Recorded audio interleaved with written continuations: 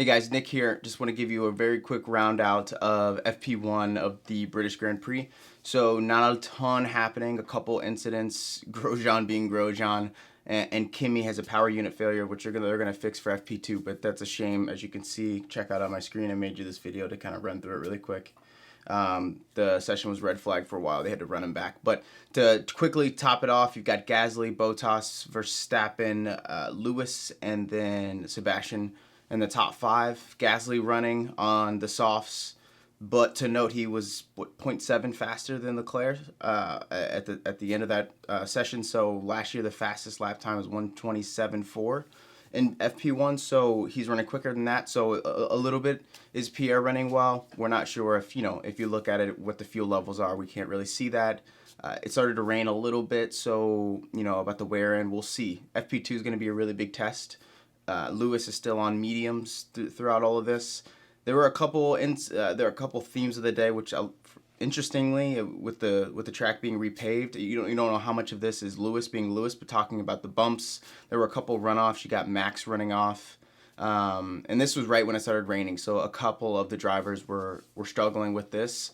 And this is actually, we see Carlos Sainz, he decided to come out, so he didn't get a ton of lap time, but the Renaults look good.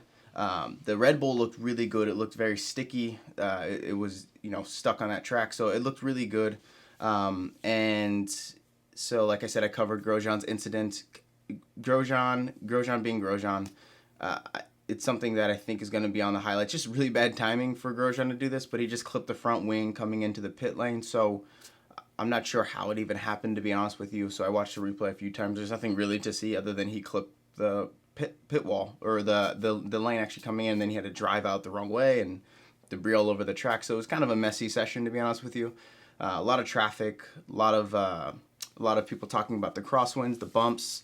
They removed the DRS from one of the zones, so that was also going to be an interesting, basically an interesting race, I think, and it really is a power session. So we'll see what the Ferraris look like, but there was really nothing too crazy going on in this one. There's some good action of Leclerc talking about his traffic, and I'll see if I can jump to that really quick. But I'll go to the Leclerc traffic. That's really the only big thing of the day. Is there's just so much traffic, and so it was really hard for the driver to watch a lot of this because they couldn't really run due to the rain or traffic or incidents. So you got Leclerc here who's just